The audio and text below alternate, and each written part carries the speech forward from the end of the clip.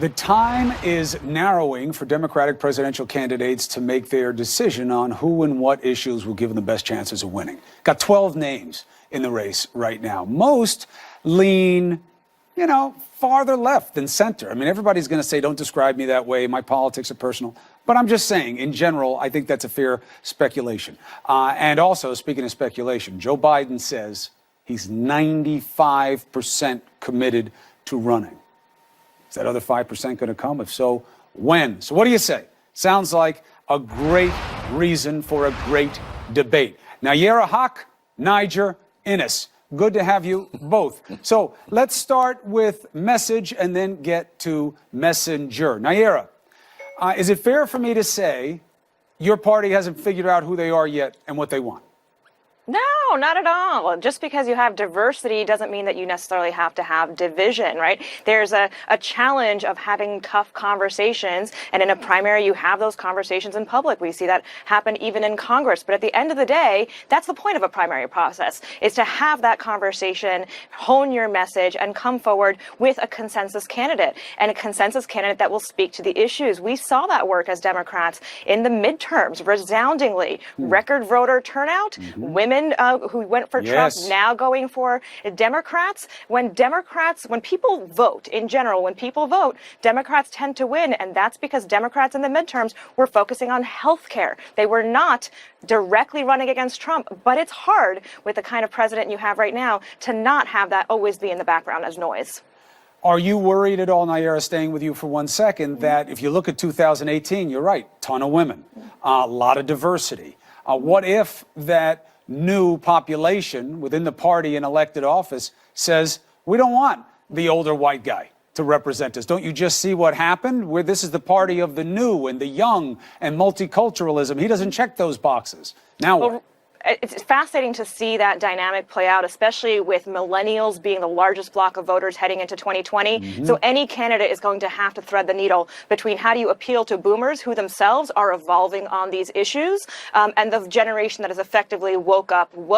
But Bernie Sanders has shockingly managed to do that, and has expanded the conversation well beyond what it was in 2016 and the parameters of the policies we're willing to talk about. And he, as an elder man, has a coalition of people of color and young people. True, we see the money that he's raising from people, millions all across the country. But now he's got a lot of people who sound like him who are running, but they don't look like him. Now, Niger, the president says, Joe Biden, big smile. Listen to this. I dream about Biden. That's a dream. Look, Joe Biden ran 3 times. He never got more than 1%. And President Obama took him out of the garbage heap. I'd love to have it be Biden. Do you believe that? I can't get past the part of him dreaming about Biden. But what do you think about the Biden matchup? Why is the president so giddy about that? Well, look, if we're talking about Joe Biden when you and I were in college back in 1988, when he briefly ran for the Democratic nomination, I think the president would have a formidable challenge. The problem is Joe Biden is going to have a debate with himself. Because the Joe Biden of back then, of 1988, and of course you have tapes going all the way back to the 1970s where he talks about desegregation in a way that is intolerable in today's Democratic Party. Today's Joe Biden is going to have to twist himself into an ideological pretzel to appeal to the most radical elements within the Democratic Party, which is not just the radical elements, but is actually the base, and I would argue maybe even a majority of the Democratic Party. So I think, by the time Biden finishes debating himself from what he said decades ago, and a couple of decades ago, and maybe even a few years ago, and tries to appeal to that radical element within the Democratic Party. By the way, diversity is fine. I'm for diversity, but I'm not for diversity when it's based on being hostile to white males. And unfortunately, that identity politics that dominates the Democratic Party today is not a Democratic Party that welcomes heterosexual white males. Nayyera, I'm seeing you do the slow blink of disagreement there while Niger was talking several different times. Unpack each point of disagreement, please.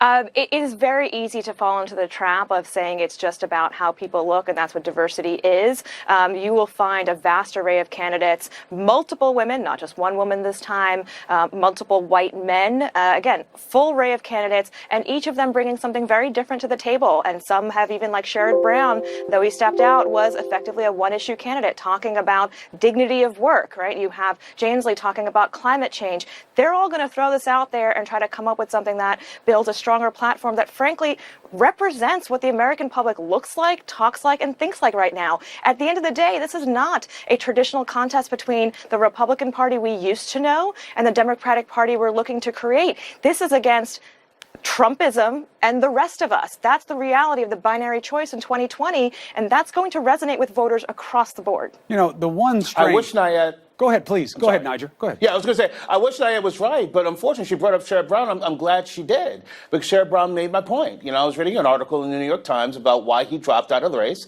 and he actually had a moment of clarity and honesty, and he pointed to his face, and he says, I can't change this, the fact that he's a white heterosexual male. And unfortunately, you have a Democratic Party today that is dominated, that it fully embraces socialism. Some elements embrace extreme abortion, on the borderline of infanticide, racial quotas, racial reparations, afraid to condemn anti-Semitism on the one hand, but on the other hand, believe in a Palestinian state from the Jordan River to the Mediterranean Sea, which would effectively end the Jewish state.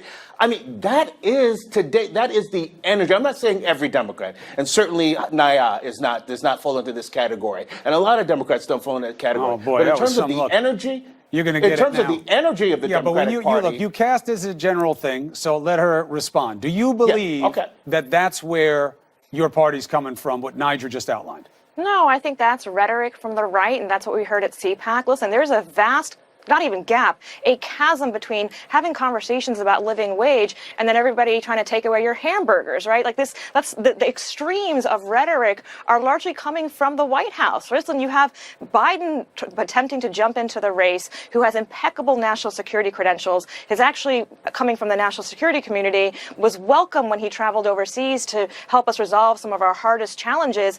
For him to come into the race against a candidate who is running after dictators is offering an alternative. You have a black woman who is able to run as a law and order candidate. There's so many different elements of policy, domestic and international policy that are coming to the table now, where people have legitimate experience versus the guy who ran The Apprentice and still hasn't managed to pull together infrastructure. All right, let's leave it there. Nayyera Haq, thank you very much. Well argued. Niger, we were talking about hamburgers there. Who said, I'll gladly give you 2 hamburgers Tuesday for a hamburger today? Oh, Wimpy. We got to love Wimpy from Popeye. There it is. Thank you very much, Niger. All right, both of you. Appreciate it. Well argued.